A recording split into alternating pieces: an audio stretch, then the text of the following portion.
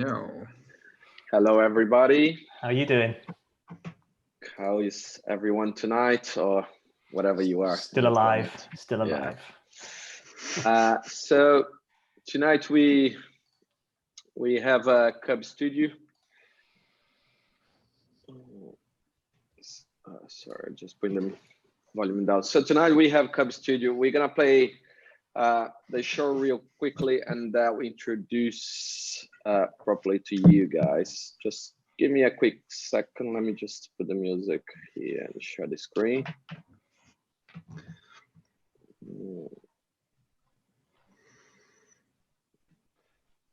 Cool. James, just let me know if you're seeing. And I can, yeah, I can definitely see in your Pornhub. Fuck. Let me close that. Sorry, just one sec.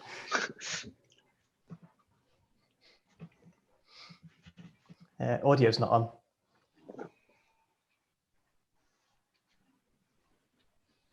This is slick, guys. This is really slick. We've always been pro like this, to be honest. Are we getting the audio? No. No? Just one second. I mean, we could ad-lib it, to be honest. That'd be kind of fun. Like, Just one sec.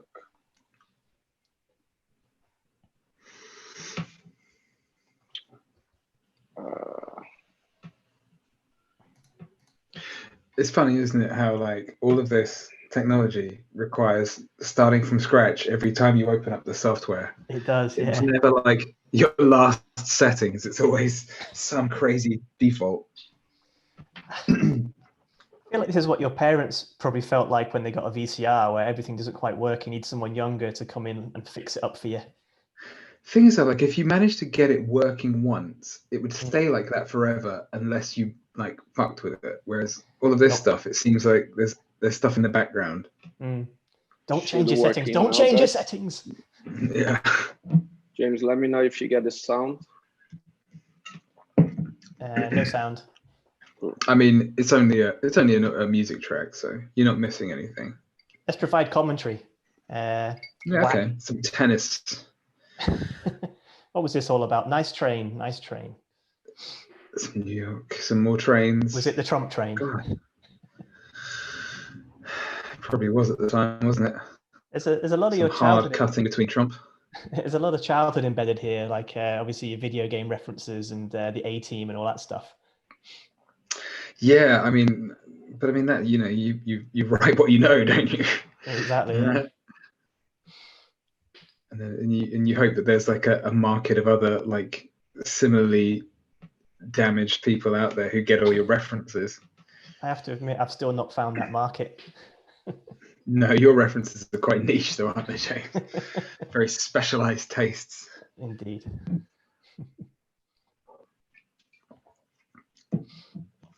God, it's interesting watching it like without the kind of cut of the music to see that, wow, you don't get a chance to take in anything with how fast I've cut this together. But I can't stand like a long 3-minute show reel.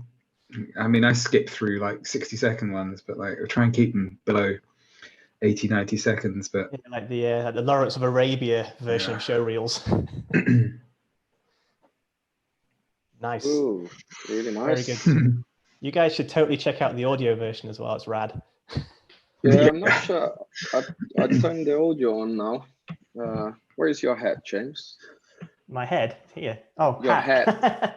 Yeah, well, because Fraser's been doing a lot of stuff with Trump, we thought it's appropriate to wear our "Make Animation Great Again" hats.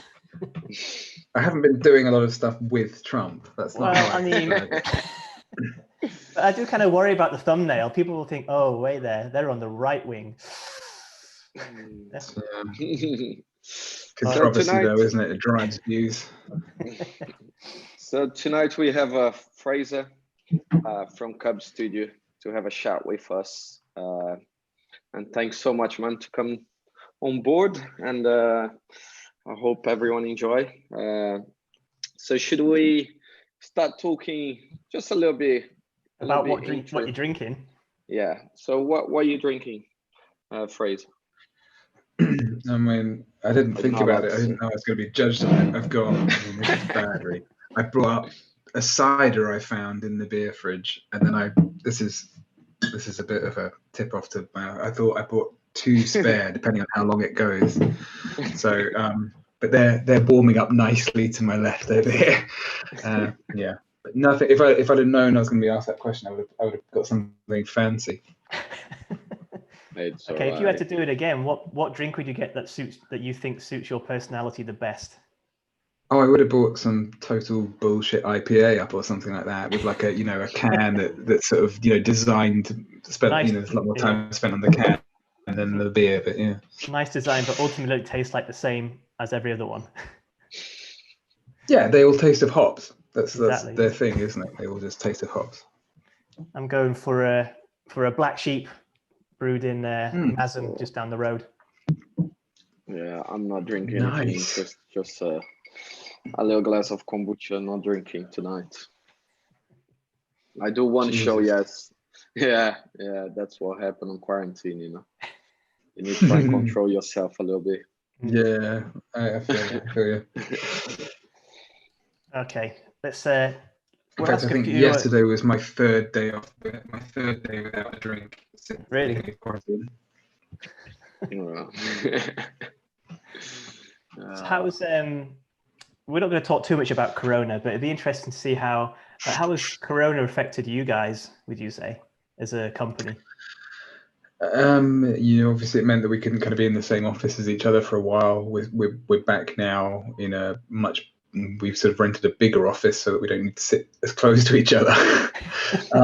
All pros. But, all pros. Well, we got our office by virtue of another company in the same building as us kind of going out of business immediately. So, oh no way! Were they animation or something different? No, they were a bunch of a coalesced bunch of freelance designers for fashion designers, and their kind of large scale client, I think, canned them immediately because they were not employees. So, I don't want to. I wouldn't necessarily describe it as like good fortune, but kind of. No, not at all. Yeah, in fact, you're dancing on a grave in some ways. I see them around town, and yes, it very much feels that way. Kind of avert my eyes, feel quite embarrassed, but yeah. But in general, it's been kind of beneficial and detrimental in similar ways. We've lost a few things that have gone away. I presume, like you guys, just budgets starting to look a little bit thinner, and then on the other hand, nobody's filming anything, so we've kind of picked up that wouldn't have been related in the same way. So. Yeah, it's kind of interesting. I'm not quite sure how to judge our industry going forward. Like, how do you feel like in say like 6 months time it's going to play out? Because a lot of companies have gotten work off of the back of like no filming and what have you. But do you think that will dry up and then I guess I don't know. I have no idea really. Yeah, it's so difficult to say. I mean, a massive worldwide recession isn't going to be good for anybody like us, to be honest. But and so I guess our opportunity is kind of make hay while the sun shines somewhat, and just pick up things where you can. And it, always in kind of chaotic situations, just opportunities arise in new places. So I think it's kind of a case of just being adaptable and trying to think of new stuff to do. But yeah, it's probably a net bad for all of us, but should like shake things up. 1 year good, but 9 years bad. Yeah, possibly. I mean, hopefully not, but hopefully not. Yeah. I hope at least clients, like agency sides, they are a little bit more open to get brief on the animation side, because a lot of agencies always thinking straight away as live action, and we got a briefing pretty much yesterday, and they supposed to shoot everything, and of course they can't do, and they contact us. So it's the same situation. We're getting quite a few contacts, but I think I'm hoping moving forward they start open the mind, spend a little bit, and trying to think as first stage as animation, as well as like sometimes animation comes just to fix a problem they can't do on post. So fingers crossed that helps as well, you know. Yeah, definitely. We've also got, it's such a multifaceted problem as well. Like obviously we've got Brexit looming and all that kind of side of things. And like traditionally with a recession, as one side goes down, another side goes up, kind of thing. Whereas with this, it's worldwide. Yeah. But then I don't know. Depending on what happens with Brexit as well, if it devalues the pound, then maybe there's more people coming to England for creative because it's cheaper as well. Yeah, it's so complicated, isn't it? It's impossible to kind of know in its totality how it's all going to work out. I mean, we, you know, obviously me and you were at the same company during the last global catastrophe recession. I remember, I think we sort of, about 2 weeks after I got there, I think actually that was different to the recession, but I remember I think things weren't going too well for like a month or so. I remember sitting around the table with everybody and Adam going, well, you know, it's last in, first out. And I was like, oh, I've just joined. Yeah, get out, James. Yeah, it was weird that, you know, I remember kind of, you know, getting the bus to work and just thinking, you know, all these kind of like this very much sort of you know, death knell on the TV of kind of all these industries and things, thinking like how that's going to affect us. But at the same time, it was only 2 years since YouTube started, so we kind of had no way of fathoming what was going to kind of, you know, there's no way to kind of foresee those things at the time. No, it's a vastly different landscape to what it was back then as well. Totally. So go ahead. You go first, Jagger. No, just also, you know, you do quite a lot like tutorials online. Do you think that is being more people looking into that things, you know, with the quarantine, a lot of people spend more time at home. Did you see that increase on like the other side? You do like the tutorials, like or like different platforms? Maybe. I mean, yeah, we have a few Skillshare courses and things, like very simple kind of starter pieces for animation, character stuff.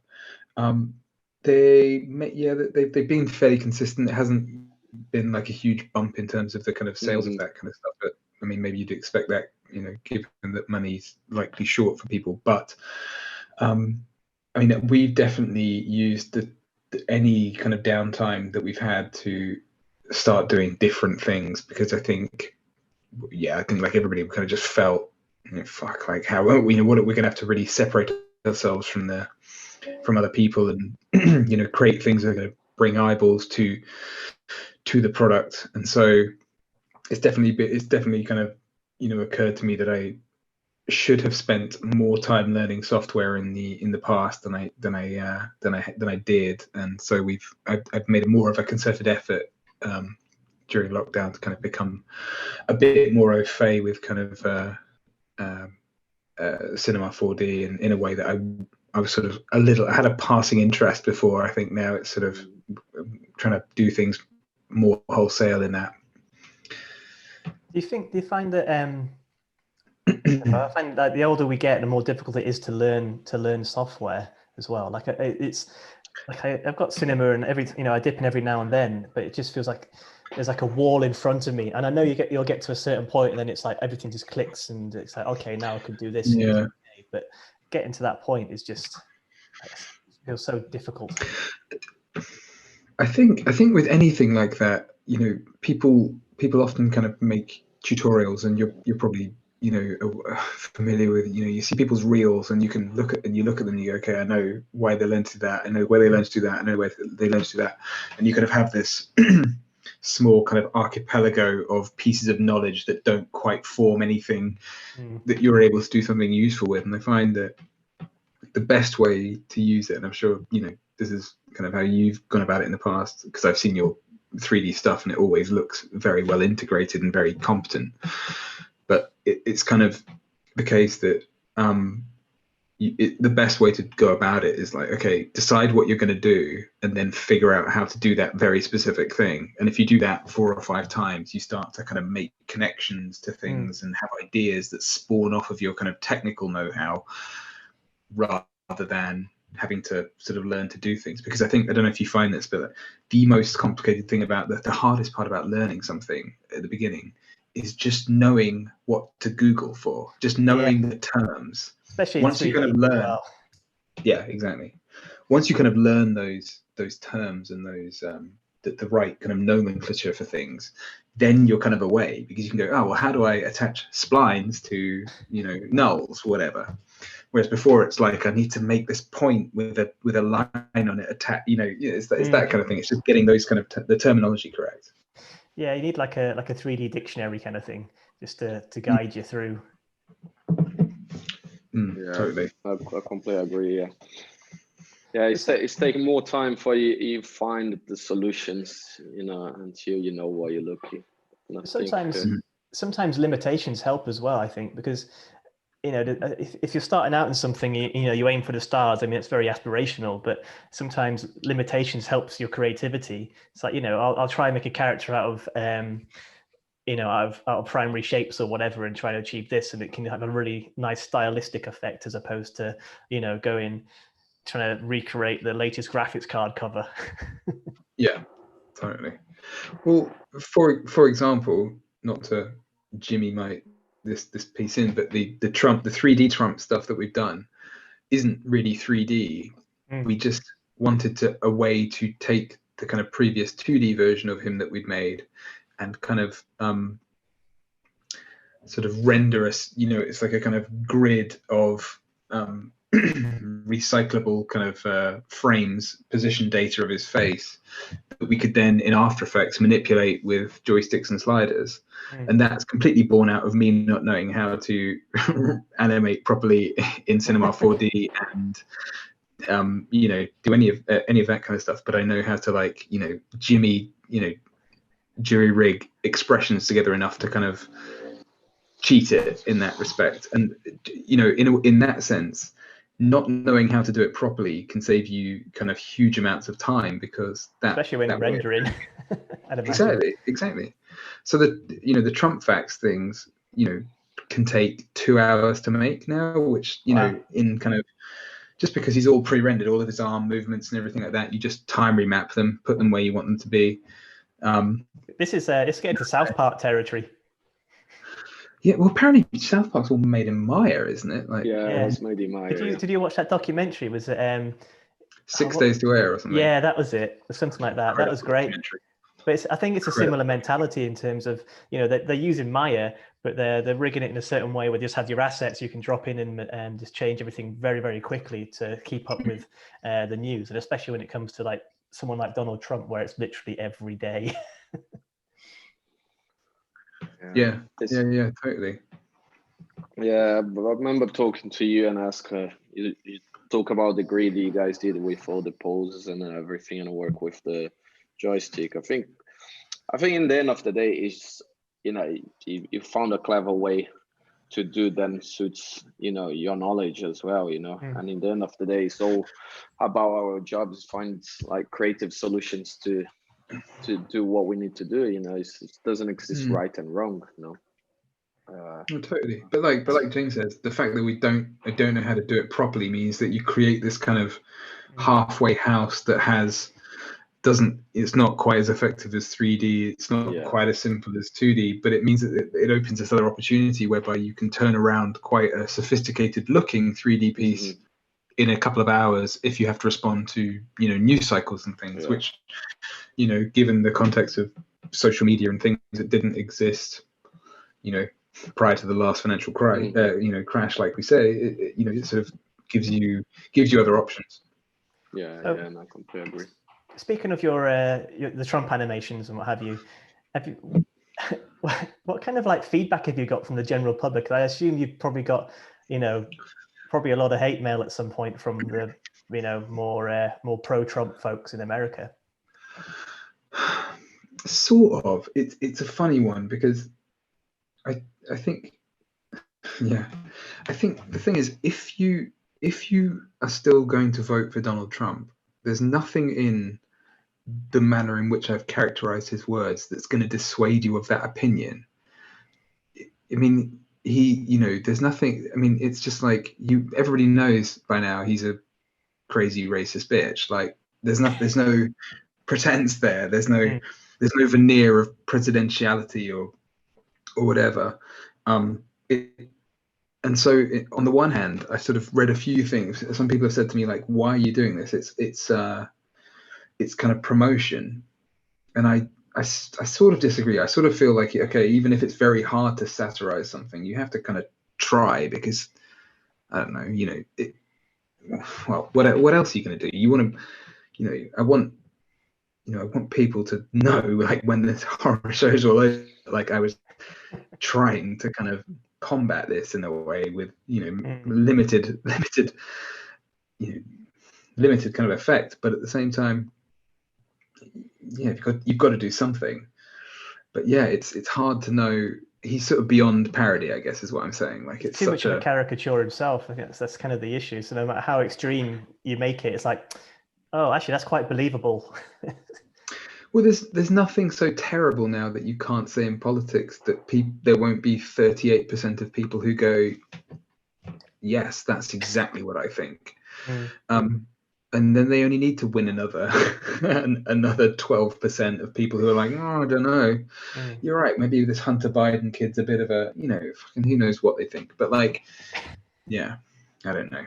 Yeah, but that's the kind of feedback we get. We get kind of a lot of people who think it's very funny, which, okay, maybe that has some effect.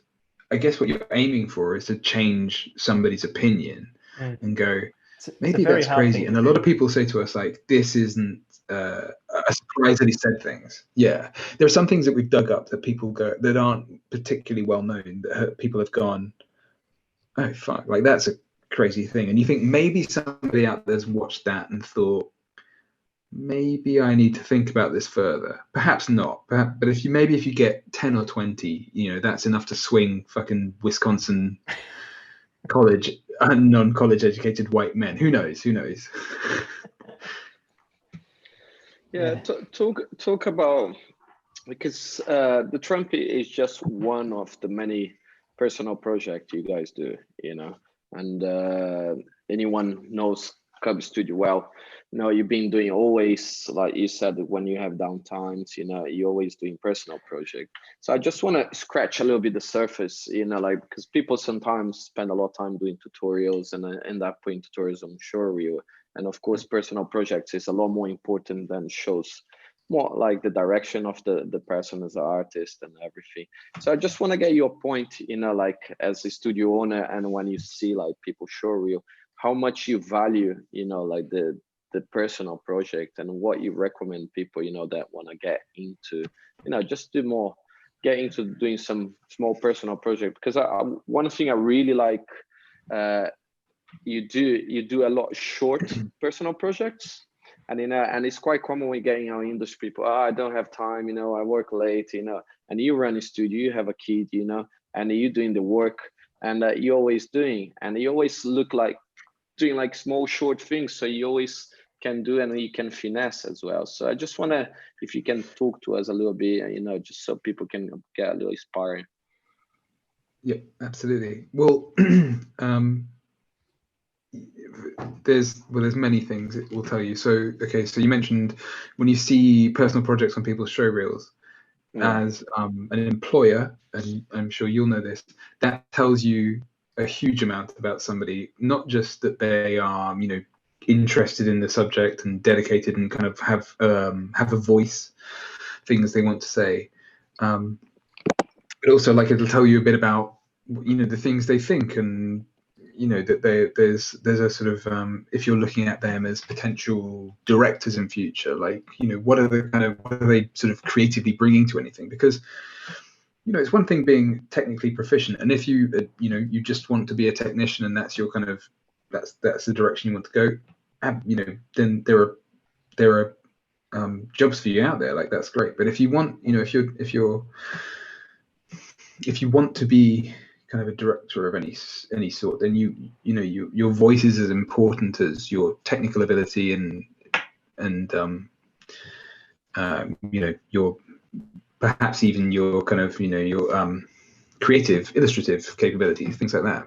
So to me, anything in a showreel that doesn't have a logo on not only tells you, okay, that person almost certainly did all of that, or did a large proportion of it, or directed it themselves, but also that like I say, like they're passionate about it, they're interested, this is something they're kind of into.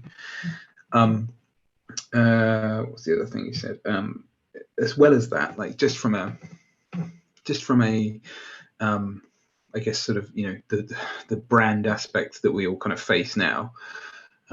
What's your kind of what's the kind of flavor of your company or whatever? It tells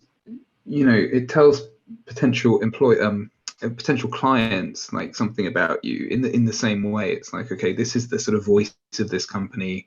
Haha, that's really funny, or that made me feel something. Like, this is these are people that we feel already like we have a kinship with. If it's, for example, Trump, like, yeah, we don't get a lot of News Corp or things like that, I guess. But anybody who sees that and kind of has has an affinity with it, like they already feel like they know a bit about you, and that when they approach you, like, okay, we understand that you have this particular sense of humor, and that you have this political leaning, I suppose, at its core, but also that you're prepared to make something about it. And thirdly, nothing's ever wasted. Like I said about the Trump thing, like that understanding that kind of need to kind of get around a small problem, like just those little kind of the technicality of making a two-dimensional Trump look 3D, the piece from the reel that looks like an 80s video game. All of those kind of things are kind of because we have limited time. The three of us are parents, like we run companies and whatnot. A kind of key component of those things that they need to be able to be animated fast, and so just by virtue of having to make it and understanding how you can make these things fast, it means that it has in and of itself a commercial value at a later date, because it's something that you can kind of recreate quickly for a client. So for that Super Johnny 8-bit game thing, we've recently done something for Google and YouTube that's essentially the same thing, created in the same way, using all the same kind of internal expressions and sort of sequential animations that wouldn't have been possible had we not done that little project. And it just taught us now how to make that. And so in that regard, the things that you do for fun can become your commercial work. So yeah, they're always the best as well. Sorry, just saying, it's always the best when your personal projects turn into something that is commercially viable as well, because you've done all the legwork anyway. So it's kind of just makes things a bit easier, and also means that the client kind of believes in your creative a little bit more as well. So you get a little bit more leeway and all that. Well, theoretically. Yeah, and I'm not trying to drag on clients, but it's clients normally tend to hire what they see, as creatives normally they, it's quite hard to sell client ideas sometimes if they, you never did that as well, so that I think helps attract to, clients that want things, and it's things you guys enjoy doing as well. No? Is any specific reason you got, like a lot of your shorts, they are short, like Trump is really quick, and quite few of them is really short. Do you do them more so you can experiment more, and they take less time to do, so you can put them out sooner as well, or it's just a format you like? There's definitely part of it. I mean, a lot of what we do is sort of didactic in nature, in that it's we make things that are either sort of silly and satirical, but also explanatory. So like our sports guide stuff, like I really enjoy making those kinds of things. I don't have a real sort of sense of long-term narrative. I'm not very good at that kind of storytelling, and so I guess it just sort of doesn't appeal to me. But also, like you say, like time is short. What can we make quickly? What can we turn around quickly? I think, and you sort of touched on this earlier. I think a lot of people put a lot of pressure on themselves by saying, well, you know, I don't have time to make a 3-minute short film or something. And that's totally, you know, totally understandable. It's because requires a huge amount of effort. I think the things that we make often are kind of technical tests that we try to turn into something creative. So it's like, how can we make this thing do something else? You know, how can we make, we made off the back of the 8-bit thing, we tried to make a little like 3D boxing game by pre-rendering 3D boxes and then kind of sequencing them together in such a way that it looked like they were fighting. And then, you know, that could just be a test that sits nowhere and, you know, nobody sees it, but we kind of, you know, chuck all of that shit up on Instagram to try and, you know, just, you only need to find like the one right guy. That's a great thing about Instagram. You know, that's a great thing. You can throw up just your ideas or whatever, rather than like previously they just sit on a hard drive folder somewhere. Totally. Well, and we ended up working for a games company briefly, who sort of used us to mock up ideas they had in the same way, just in order to kind of sell them into their client.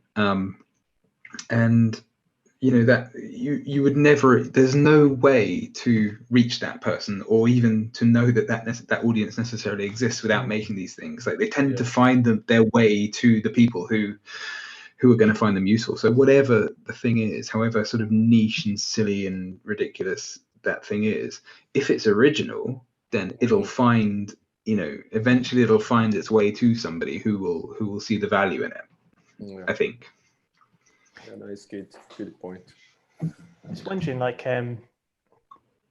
so having like a little one, has that changed your perspective of work at all, or anything, you know, work side and creative side, really? Probably not creatively. I think it's one of these things that causes you only worry in terms of kind of your long-term perception of humanity. I think before I kind of could just, I was talking about your macho man Randy Savage, by the way, not your child. Oh my! Like this. Did you see this? Yeah, hell yeah! This came in the post. I'm terribly excited about that. Today was a good day. One of the original point of sale Slim Jims. Yeah, well, since I've had him, it's yeah, definitely. It's made me kind of consider. Yeah, it's made me sort of consider the time I spend at work to be. I don't kind of sit around as much, sort of twiddling my thumbs, kind of, and thinking that I can postpone things. I just try and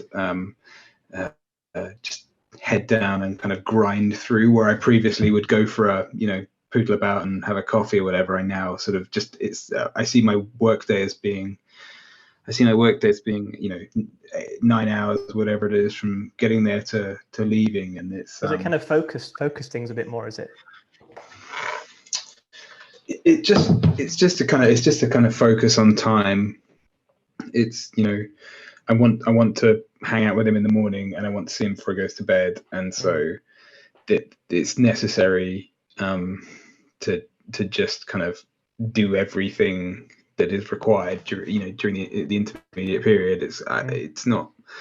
It's more that I don't take my time over things. I just kind of push through, and yeah. Do you think you'll find a way into like a personal project at some point? Because, you know, your kids are such characters, kind of thing. It seems like it might be somewhat inevitable. Yeah, probably. I've wanted to like do stuff with kind of recordings I've got of him, but I think like my wife she's already wary about the amount of, you know, pictures I put up of him on, you know, all my stuff and the things I find funny that he does. But it could be like Creature Comforts, couldn't it? You know, you can animate around it. Yeah, well, I tell you what it has made me consider. It has made me. I watch things like Hey Dougie, you know, by Grant Orchard. Oh, it's incredible, fantastic show. I watch things like that, and I'm really into. I don't know if you guys have seen the Mini Rabbit series by the illustrator John Bond. I love John Bond though. His work's awesome. It's fantastic. His kids' books are brilliant, and it has made me think about like, oh, what can I make for him that because that he will understand, because he sort of knows nothing of my world. He doesn't know anything of my job. He looks at when he sees Trump on the TV screen, he shouts "Tump" at him, but that's kind of the extent of. And he points at my phone. I have like one of the Tump characters on my phone, and he wants to watch them. But I kind of don't want that to be the thing that he's sort of into, and that he thinks of me as doing. It'd be funny later on in life when you explain the actual context of what this guy is. Yeah, but by then it's like, well, how old are you going to be before I explain that? And so Daddy made cartoon characters of a tyrant. I think it'd be more fun if I could if I had a sort of a bit more of a if I could think of something to make him a bit sooner that's going to interest him. I mean, he's super into like Thomas the Tank Engine and anything kind of he's like a proper. I don't know if you guys were like this when you were kids, but a tiny bloke. He likes fighting and machinery and transport and dinosaurs. A bit. He's exactly like Russell Crowe. Very angry, very short, very quick to get to violence. But yeah, that's been the main thing actually. I do want to make something that's sort of specifically for him. That's caters to his sort of his silly sort of interests and whatnot. Yeah, talking about like Hey Doug and kids, it's just like the quality of kids shows nowadays. It's just superb. I think took me like over a year watching every day with my daughter just to make she really likes Hey Dougie. It was more like you watched it and she happened to be watch there. it. I try convince her, that was good, and in the end, she. Dad, I want to watch the news at 10. Look at the secondary motion on that. Look at those snap frames. It's beautiful. It's so great. So great. That smear. That smear. Look at that. when Dougie's dancing and turning around though, that's all stop frame. That's all frame animation. Yeah. I bet at some point it'd be like, shut the fuck up, Dad. I'm watching. It's gonna get at the point. I don't know, but do you not like look at TV now and go? And I look at stuff like you get you get anything on Apple TV now, and it's at 60 frames a second, and it's just unwatchable, just totally unwatchable.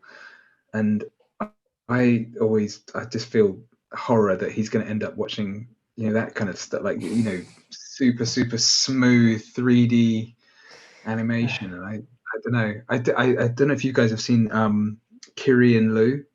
It stars Jermaine Clement. It's like proper old-fashioned plasticine stuff, but it's so cool. Really, really great. It's all for kids. Like but that's Jermaine's awesome though. I love Flight of the Conchords and what have you. So good. Yeah, it's a genius. It's interesting. 60 frames per second. I kind of feel like it's Peter Jackson's fault when he brought out The Hobbit at 48 frames. Stem from there. Yeah, it's weird. It makes everything look like kind of soap operas. Yeah. I'll never get past that. But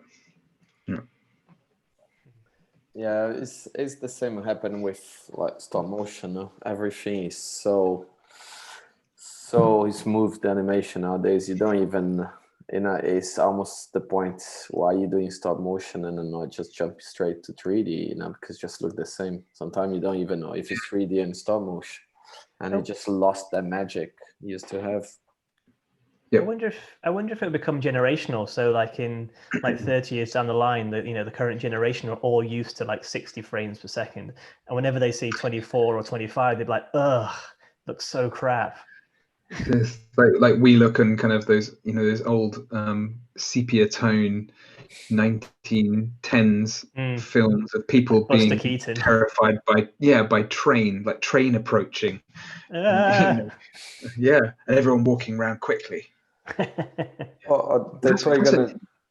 Yeah, go ahead. They probably just kind of think it's vintage, you know, like we like Super 8, you know, like old school cameras, you know, they probably like, wow, look at that 12 frames per second. So Shoreditch. Just thinking, and it'll be like, it will have like MPEG artifacting on it, won't it? So like that'll be the kind of thing that looks really vintage. There'll be like MPEG artifact filters on their camera phones. That happened for a while anyway. That happened like mid 2000s, like sticking like artifacts on your work was like the in thing for a while, like data moshing, whatever it was called. Data mosh. Yeah, I've used that. I just used that the other day. It's good stuff. It's good stuff. It's just thinking with like kind of, I guess because of COVID, do you guys find yourself working with more remote freelancers and remote artists as well? Well, we have just started doing that. It used to be that we tended to want people to be in the office, I think, because it's kind of easier to get a sense of how they're working in different, until you've kind of worked with somebody, it's quite difficult to know how they interpret things. And but yeah, recently, obviously, that's been less the case. We've been working with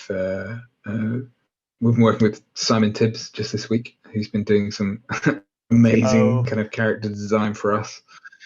Tibbo in his shed in the garden. But having worked with Simon for so long, like we kind of know how he works, and he's torturing himself over everything. He does. Look at. He just magnifies everything, doesn't he? Like every little, which is great. It's obviously attention to detail, but like, we got a deadline. Well, he's actually he's really cranking it out these days, and it's it looks really good. But he's that like if you leave Simon alone at the bottom of his garden, like there's nobody needs to keep an eye on Simon. Like Simon's torturing himself to death with his his creative process all by himself. You don't need to get involved. You just need to kind of like slip a brief under the door and let him kind of do his thing. And that'd be great. For his show reel, he needs to do like a remix, personalized version of the Poddington Peas theme song. Down at the bottom of the garden. Yes. And the bees.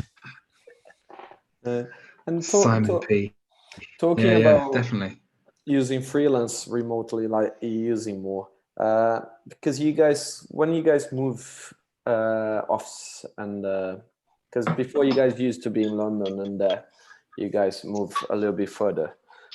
Did you feel work-wise that affect you guys in any way, like by location, before being in a hot spot in London, where all the clients, and suddenly you move a little bit more to South England, and is it not a bit risky moving to Brighton and being called Cub?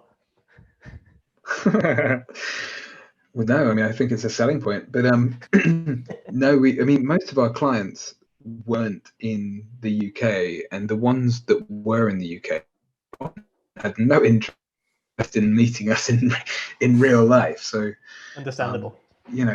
Probably before COVID, understandable.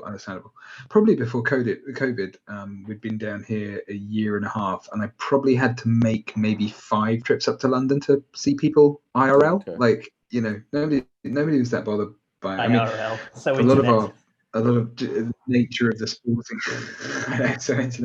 the nature of our sports stuff is that most of it is US based, and so they're perfectly happy kind of working with us, and it kind of works in our favor in terms of the time zones, because by the time you're delivering something after a day's work, the client then gets it in the morning, has a chance to review it all day, and then send it back, and then the process starts over again. So you're not losing days through that kind of thing. So actually, in general, it sort of benefits us being distant from clients. So how did it affecting the whole team? Obviously, you guys moved from London to Brighton. Like, was everyone just down with it, or did you have to convince like Ben and what have you to come along? Like, how did that process go? Well, Ben had lived in Brighton prior. He lived sort of outside of London anyway. I think he bought a place out sort of in Walton, which is, you know, in the sort of commuter belt, we didn't really need to be there. The rent was, I mean, I think, Diego, you're like in our studio or in the studio below where we were. Yeah, which on unit? Provost Street. Yeah, I'm Zill's house. Yeah, you guys used to be there. No? Yeah, we were on the first floor. So yeah, I I'm think, just on the ground floor, probably just underneath you. Yeah. yeah. I mean, that's the size of our industry, isn't it? Apropos of like, you know, nothing. It just so happens that we're on, and like you're 2 doors down from Animade, and And 3 doors from Golden Wolf. That's right. And so, you know, it's sort of relatively small industry. I think it's made very little difference. But yeah, we so Ben had lived there before, and I think, you know, we lived in a 1-bed flat in, me and my wife lived in a 1-bed flat in Holloway, and you know, realistically, if you want to live in London, you know, to level up room by room, and obviously you'll know this, James, it's like probably at least £250,000 per room. And easy, so yeah. you're kind of Ridiculous. You know, that's a hard old slog. And by the time you've kind of had a kid, it's London's returns are diminished somewhat, and so you kind of you just sort of think about where are we going to get better value for money, and then where's the kid going to sort of be able to have a garden. So what made you pick Brighton over somewhere like, say, you know, still within like commutable distance to London, but you know, maybe like a bit more rural or a bit more for your money or what have you? Like why Brighton? Because we want to have staff, and so you know, myself and Ben are both from near Reading. We were sort of friends when we were kids, so but I think realistically neither of us kind of wanted to return there. I know some of the studio output guys are from Reading, and have returned, but it's just like it's difficult to kind of get the quality of staff. I think you kind of need to go to sort of if you're not in London and you want people in the office, you kind of have to go to Bristol, maybe Birmingham, Manchester, you know, one of the kind of larger provincial cities, Leeds, big time Leeds, to fire people. And I think it's just, you know, that was kind of the major consideration. I think just proximity to graduates and people who were also doing stuff. And obviously, you know, Merlin was down here, as well as a few other people that we knew of. So it was kind of interested that changes a little bit post-COVID. Like, you know, Mm. back in the day, it was like, oh yeah, you must go to London at least for a couple of years to establish yourself. But I wonder, in a post-COVID kind of location, isn't quite as important as it used to be. Like creative landscape. I wonder if that aspect would change a little bit. I think it probably will. I don't necessarily think that'll be all for the better. I think, and I don't know how you feel about this. Obviously, you worked at Mainframe at the same time I did, but I feel like that was one of the luckiest breaks I ever got, really, because I got to work with people like Mike Alderson, who runs Man vs. Machine, Marcus Moresby, who was part of Found and now runs his own games company.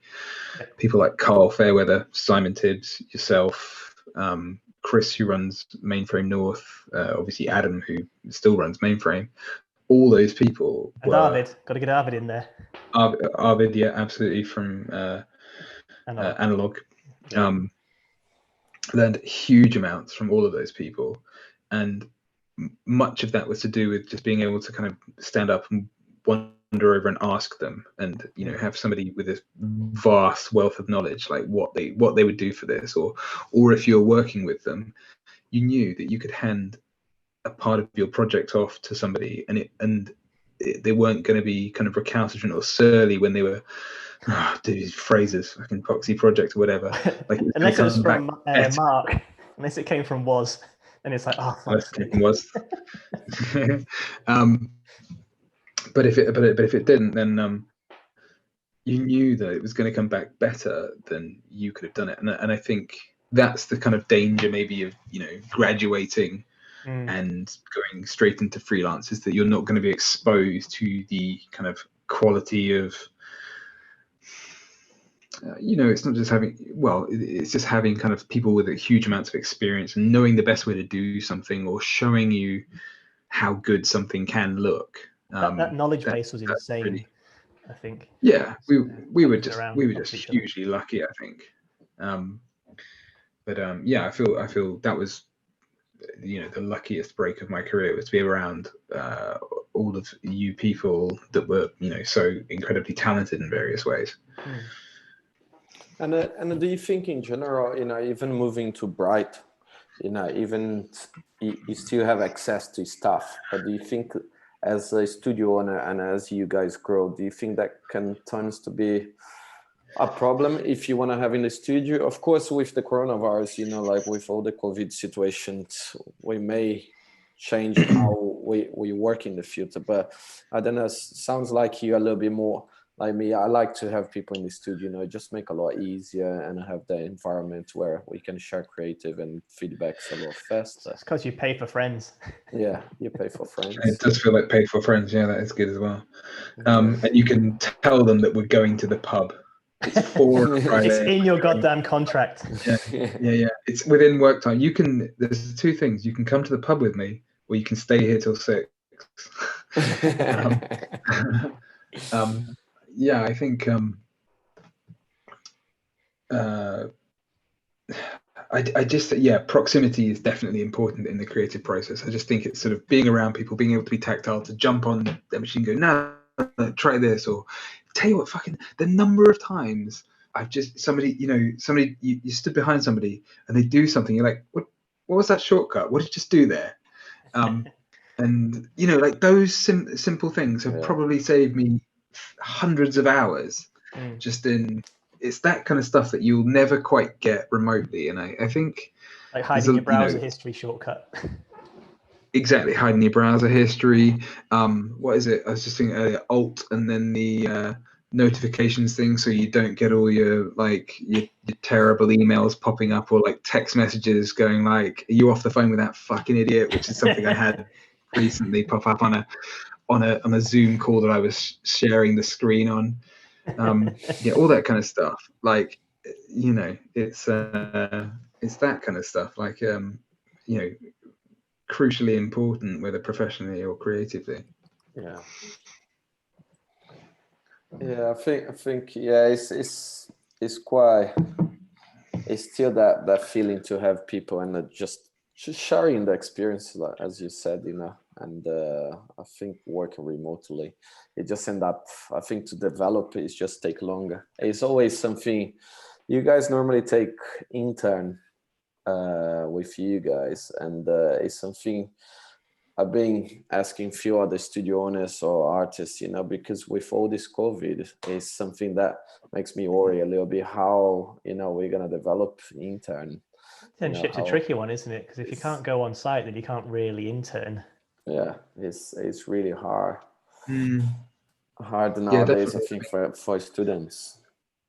Well, I mean, you know, it's terrible what's going to happen to that first generation of students who are going to be immediately caught by the next generation, you know, who are going to be equally raring to go. It's really going to be unfair for a whole swathe of young people. But yeah. Yeah, it's going to be tricky. And there is one question asking about, is web animation affordable, and what's affordable? I mean, it's getting faster and easier to find dudes to do some text logos animation or little moving 3D shapes and load when scrolling.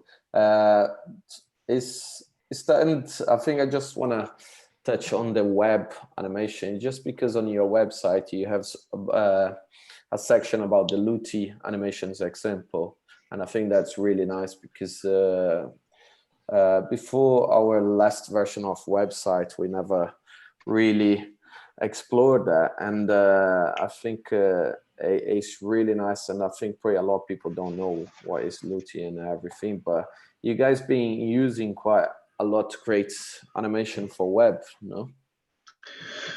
Well,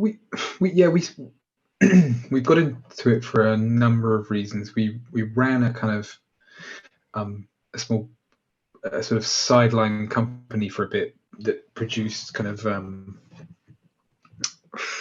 it produced kind of motion graphics in the cloud basically, and allowed clients to download things, and we kind of got into Lottie off the back of that because it was a much lighter way of doing it. And it's I mean, I'm not a particularly technical person, but it's been amazing to see how well a lot of that stuff works. I mean, it's made by, fabulously smart people. I think, is it made by Airbnb or the design team at Airbnb? Yeah, I think it's Airbnb design, and it has the body moving as well. It's Body moving, yeah. Yeah, it's another guy does that. But I mean, essentially, it's not so much that we've been designing for web, it's really that we've been exporting for web. The problem with web stuff really is that nothing's come along to displace the GIF. The GIF is a sort of all-pervasive, it's bigger now than it's ever been, but it's the worst format ever created. It's large scale, really. It's the best horrible worst artifacting. Yeah. It's the best worst format. Yeah, it is. It's like a kind of, it's like the 8-bit of formats. It's just shit, but like everyone loves it. Something nice about a GIF though, I don't know what it is. Like maybe it's because maybe it's like the shitty dithering or something, but there's something intrinsically nice about it, don't you reckon? It's got a quality to it. It's like watching a Super 8. Yeah, it has its own sort of aesthetic, doesn't it? Like you're watching a GIF.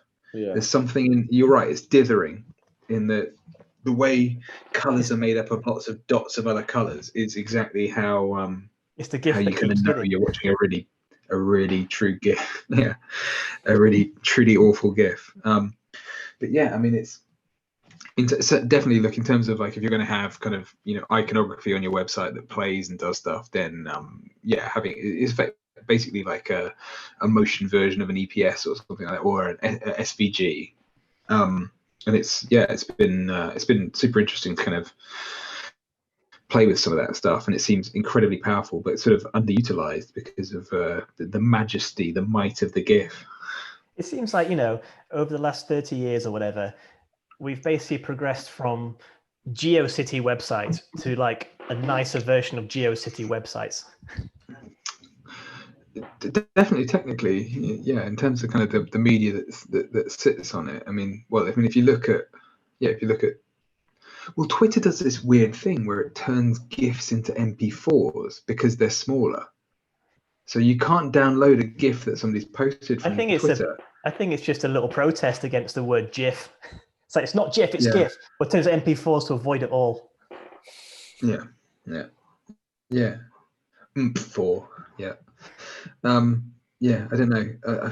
I mean, I think it's there's a real place for it, but it's sort of it sits in that kind of awkward space between motion and proper like web development. Yeah. So I think it's possibly there needs to be kind of more explanation of it. I mean, it's incredibly easy to export out of After Effects, but I guess a lot of the people that work in web probably there probably aren't many of them that are very, very au fait with After Effects. So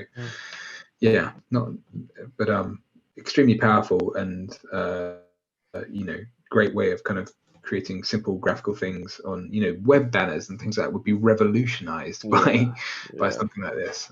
But I don't see a lot of it around. That's I think for me it's like you guys were the only ones I saw you explain a little bit more. I had one web designer that came to us and suggested body move because I never heard it before, but it just to be able to export. And when I spoke with the guy who was building our website, he never heard. So I need to show him and I need to look how to integrate that. But it's fantastic how you can just turn, like you said, if it was a button, but just like simple vector animation, it just like so light and plays really well. So I didn't see much around as well, but it's quite incredible, powerful. Yeah, brilliant. Yeah. Cool. So let's, what is your favorite type of client? And if I can ask a question before, just as we touching clients, not a lot of people know you like personally, but one thing we can see on Cub Studio, you guys do a lot of sports stuff, and knowing you, we know why. But can you tell people why is your personal passion and that you bring that to the studio, just so we understand? You polish a lot of helmets. I can polish a helmet. I think. I just like the things I like, and I bring them into the design that we do. I think the sports stuff, I guess, stemmed from really kind of came out of two things. I used to run a kind of weird rugby live event that's quite difficult to explain, but then also I kind of created a piece called the a kind of guide to American football, which is sort of a love letter to a sort of quite weird esoteric sport if you're a European person, but it sort of gained a sort of it turned out that it could be quite useful because nobody else had really made one that was sort of animated and therefore sort of broken down and made simple, because it's incredibly complicated sport. But if you sort of break it down just a little bit, it can be kind of accessible. And I think there's so much, there's so many kind of big sporting institutions now that are looking to kind of move, create a wider audience for the stuff that they're doing. So I think that's kind of how we've ended up doing what we're doing. But I think that's only as a result of, it's not necessarily that, I've sought to bring American sports to the masses. It's more that just like I just like making things, and as a result, as you've said, like clients are risk averse, but once they see something that's kind of worked in a capacity, they will proof of concept, exactly. They'll jump on board and they'll go, well, that could work for my thing. And so we've ended up doing work for baseball, basketball, Formula E, all these kinds of things to kind of take what they do, simplify it, and explain the kind of fundamentals of it to new audiences. And it could be anything. It could be anything. Mm-hmm. Cool. Yeah, because we see quite a lot. And you're talking about the guide for American football. When you're in a meeting with American clients, do you call American football and football, or you call soccer and football? Yeah, you have to use the correct terminology. It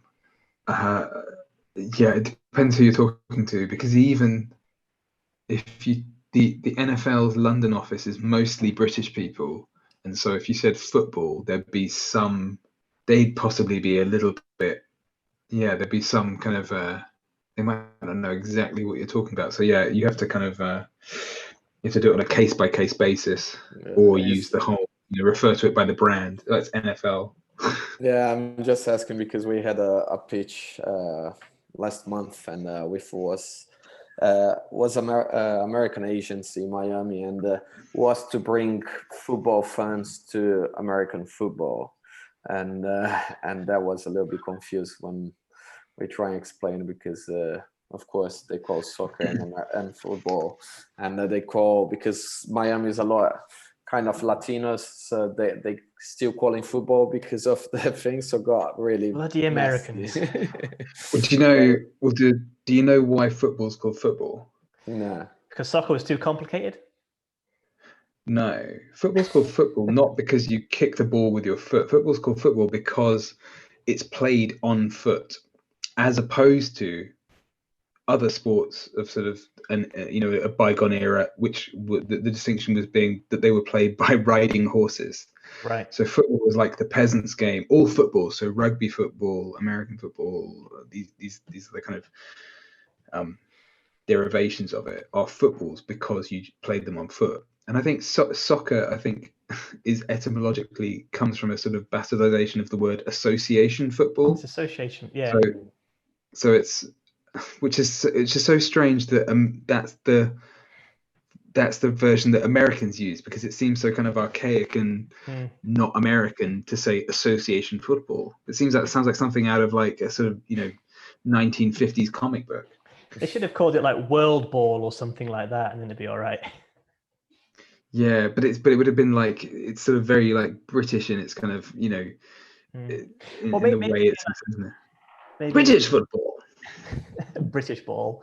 British ball. Maybe again, it's like a protest against the redcoats in some way, shape, or form. Yeah. Although soccer's like a British rendering that they've taken, an older British rendering of football that they've taken, like the word fall for autumn and things like that. Like, and now we look at them with disdain and go, "You idiots, you're doing it wrong." Well, outside of America, nobody understands when fall is. Yeah, it's true. It's like Fahrenheit. What the fuck is a Fahrenheit? Yeah. So going back to the client, so what is your favorite type of client? A self-assured kind, the kind that come along and they don't have anything to prove to the people, their colleagues, and they go, just make it good. Just come along, make it good. Make it like that thing that you've done before. They're always the best clients.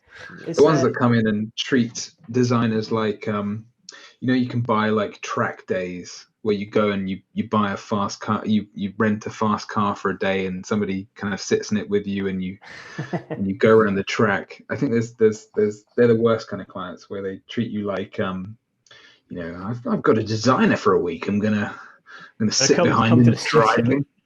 Yeah. And I'm gonna hold your hand as you try and guide the mouse.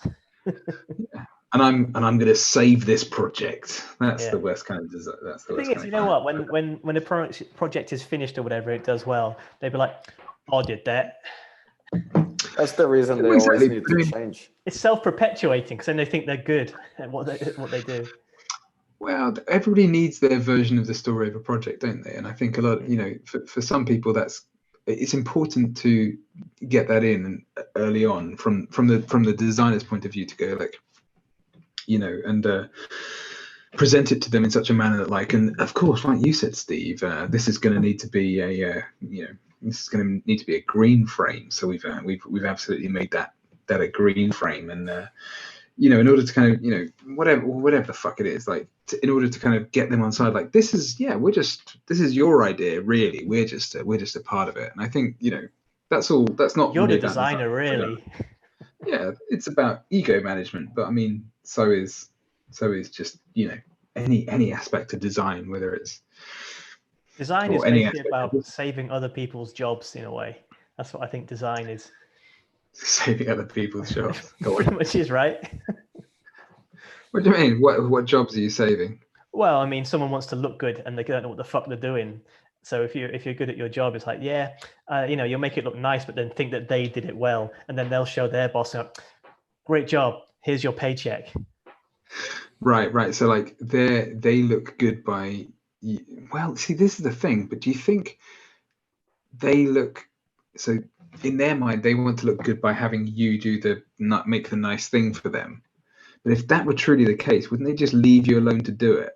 No, because they want to justify themselves and massage their ego. Okay, but that's what I think it's more about. I don't think it's about them necessarily feeling like they're justifying that they're good. It's more like, I'm involved. I'm going to be involved. Maybe it's establishing dominance then. Maybe that's what it is. Yeah, there's definitely that. I'm going to bend this designer to my will. Yeah, I think that works. Tame the pixel. So what is your favorite project? And if you don't mind, tell us, what is your worst nightmare project? So, as an add-on to that question, like also what client, who would you like to work with that you haven't worked with yet, as well, as an add-on to that as well? To answer your question, I mean, your question first, James. When we first started, we wrote a list of all the clients we wanted to work with, all the institutions and things, and we've literally we ticked off every one quite recently, and with mixed kind of findings during the process. Like, it's we've been incredibly lucky, and very fortunate kind of working with them. I think our favorite job, I don't know, it's difficult to say. They're your favorites for sort of different reasons, but like one of my favorite pieces is just the baseball piece we made recently, just because I think it was such a fun sort of exploration of mixing 2D and 3D in a way that isn't sort of obvious, but also it was just it was sort of the natural end point of the Guide to American Football piece that we'd done. Like, it was, the client just said, look, you design it, you make it how you want. And it's like, okay, I just have this idea for like a baseball piece, the colors I want to use. It wasn't kind of too brand led or anything. It was just for, I think it went out on Channel 4, and it was just everything we got to make it exactly how we wanted to make it, and then get paid for it, which is obviously the dream, I suppose. The worst piece I've ever worked on, I can't tell you who. It's not on the website, and you'd be hard pressed to find it anywhere. It was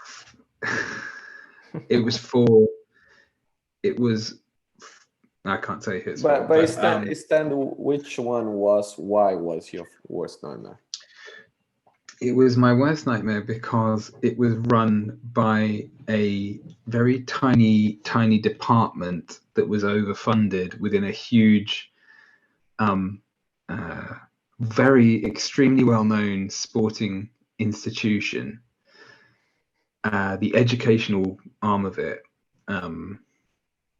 global sports institution, who run a significant event every 4 years, and although not next year in Japan, and they just had very specific. It's one of these things that's kind of dominated by sort of a series of sets of brand guidelines, as well as strong personalities, and it was very hard to navigate. And that would be kind of the worst. I think it took a year to make, and it was probably, it was like a minute-long piece and very straightforward. But I think we had to make it from scratch 3 times. Wow. That was the horror show. But yeah, that's such a huge otherwise they're mostly good. That's such a huge waste of time, resources, and money when it gets like that. It's just crazy. Yeah, it's not the best, and again, it comes down to kind of personality management, and as much as anything, those kind of jobs, I think, and there's no way to foresee it, and I think you kind of have to remember that there's nothing you can do about that kind of stuff. You are going to encounter these kinds of jobs and these kind of situations. Sit back, lube up. Sit back and lube up. Yes, that's right. Yeah. It's always that. I think everyone has their clients. It's just a nightmare. That project that makes really hard to work. Are there any more questions on YouTube? Let me watch. Let me ask. Yeah, we're just getting to, I think, an hour and 13 minutes. So I think let's just get last 2 questions. Yeah. So I want to know. Do you still wear shorts and shorts all the time? Shorts and flip flops all the time. I'm wearing shorts now. My flip flops are downstairs. Just the all-terrain footwear. Yeah. So one question, I think you kind of answered in the beginning. It's always nice to ask people what is you think that keep you up, you guys on top of your game. You guys quite well know as studio, and you guys really out there. You talk about you guys experimenting a lot, doing the short films, but do you think that's the main thing that keep you guys pushing, or Well, I mean, yeah, we're sort of in a position now where we have a sort of steady, a relatively steady base of clients who kind of come back and things, and so we're sort of afforded, we're lucky and we're afforded kind of time to really pursue our interests. But like I kind of said earlier, like it's worth it for its own sake, not only because it builds like technical muscle and sinew, but because ultimately all of us want to end up getting paid to make things that we're interested in and find markets and niches that we're kind of, that we're interested in. So like if you're, I don't know, if your thing is like, if you're into My Little Pony, anything you make about that will find an audience. Especially on the internet nowadays. Especially on the fucking internet. And so just like make the thing you're interested in. Don't make the thing that other people are doing, and certainly don't make the thing that other people are doing better than you, because you can't compete with that. Find there's enough what do they call it in America, like niches for niche. Oh, fucking niche. Niches for riches. But yeah, like I just think there's, if your thing's fucking, I don't know, men's water polo, like there's not a lot of outreach into the men's water polo animation community. So like if you if you build it, they will come, so to speak. Actually, well, one thing I was just wondering, like with the work that you guys do, you get a lot of people imitating it or ripping it off like completely, especially your logo work. Like how do you deal with that? Like so obviously you can't go after everybody and all that kind of side of things. It's just a case of like trying to shame people into submission, or what's the deal? Well, I mean, there's no submission ultimately. If somebody wants to just steal your work, I mean, they're going to steal your work. But yeah, I mean, the depths of people's shame is becoming, increasingly unfathomable. So, yeah, I don't know the answer to that question. It is difficult. Like, certainly logo design is much harder to police because it's much easier to do. Mm-hmm. But we have had very significant rip-offs of our animated work in the past, and all you can do, yeah, like you say, is like try and call these people out publicly for doing this kind of stuff. But I mean, have you ever had like a positive result out of it in terms of like, okay, you've called somebody out or called a company out and they've actually, like apologized and I don't know, like redone their logo or whatever, anything like that? Or is it people just kind of stand their ground and go whatever? I mean, it depends what you mean by like a positive result. I mean, what a positive result for me is just like feeling better about it, I guess. And if that means being very angry for 10 minutes and having somebody feel a bit uncomfortable for half an hour, then that's, maybe that's the best that'll come out of it. I don't. That's a good ratio. 10 minutes to half an hour. That's pretty good. Well, I quite enjoy the 10 minutes feeling angry, but it's sort of, it's like what ultimately, what are you going to get out of it? They probably already sold it. The money's already how you're not going to get anything. You're not going to get justice. No, never. You might get vengeance. So. I don't know. Sometimes it's just fun shaming people online if it's justified. You don't. Well, I mean, look, we've all kind of done this sort of stuff. I don't want to like destroy someone's career or like make them panic about things, but you just sort of want to like let them know that and that you've seen it, and that and maybe 10,000 of your followers have seen it and they'll be looking out for it in future. Because maybe send them like a picture of their address on Google Maps. Well, maybe, yeah. Yeah, I don't know. It's a difficult one. I think there is some kind of responsibility that comes with how you deal with that, and I say that now maybe in a way that I didn't used to think that way. But yeah, it's you have to act with some tact, but at the same time you want to kind of you want them to not do it again, I suppose, is the end result, isn't it? Just like let them know that and that you're watching, kind of thing. Yeah. Give them these. Yeah. Did you have a situation where that was a little bit more complicated, where you guys need to get lawyers and just take that a little bit more serious?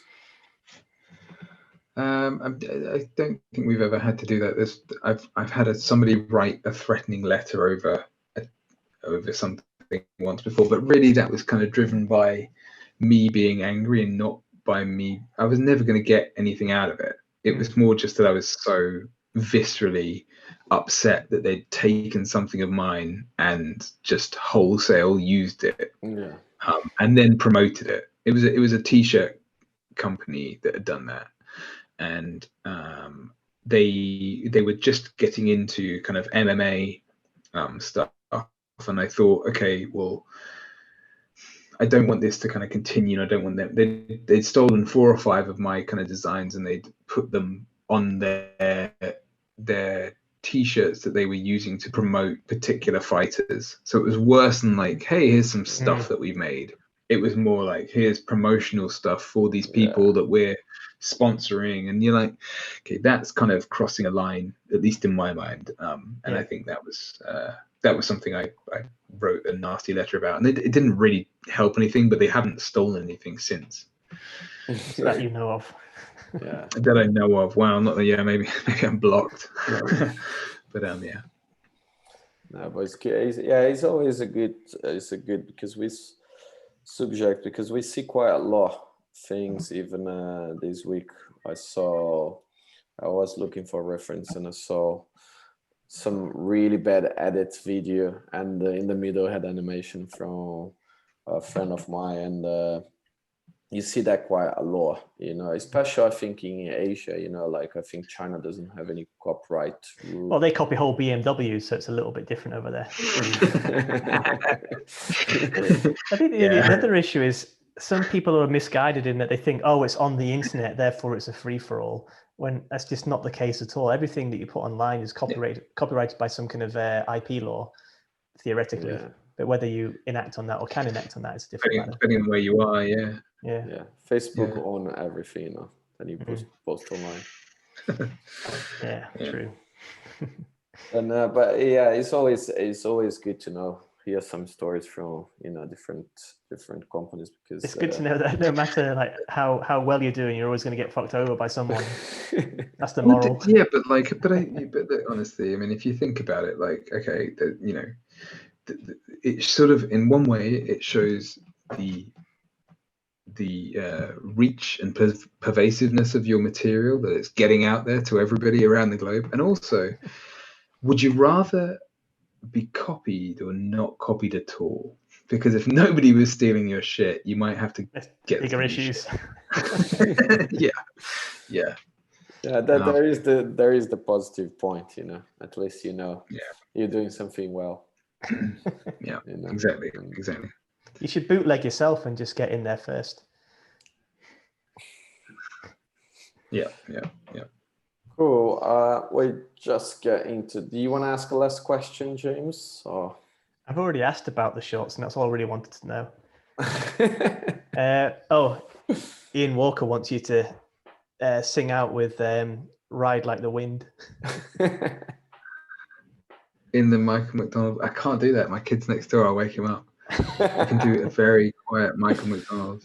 Like, just record it and email him. Yeah. Okay. I'll send it to him. I'll voice message him. Something for the Spank Bank. Cool. So, Fraser, thanks so much, man. I think that's really inspiring. It's good to understand your process a little bit more, and then just to give a little bit more for people out there, so they understand how you guys work and understand you even better. Thanks for your time. Anytime, guys. Pleasure. We're supposed to do like a raffle from a t-shirt. We're just figuring out, so we're gonna do that next show. Just to clarify to everyone, this is not like a Trump hat; it's a See No Evil hat. Oh, mine's a Trump hat. Make animation great again. So we're gonna raffle this in the future as well. So keep post. We got the next show in 2 weeks' time. I don't even remember when it is. I think it's 8th. No? When's the date? Let me check the date. Yeah, it's 8th of September. 8th. We're gonna have Nidia Diaz is female 3D artist. She's one of the top on the 3D artists. It's nice to bring. It's also a mainframe connection too. Yeah, it's true. She is, yeah. She's great. I've got a bunch of prints of hers. Stuff's amazing. She came to a lot of she's been to a lot of See No Evil shows when she was in London too, so it's always nice. Yeah. And she just had a baby as well. Seems everyone has babies, no?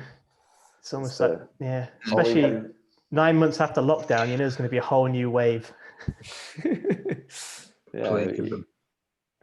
We need to increase the population after the COVID. So that's basically what people are doing in the lockdown. So all the ladies out there rendering. Yeah. But thank you so much, everyone. Thank you, Fraser. Thanks for joining us. Yeah, it's great chat. And we're going to see you guys in 2 weeks' time. Thank you. See ya. Let me Bye-bye. stop live.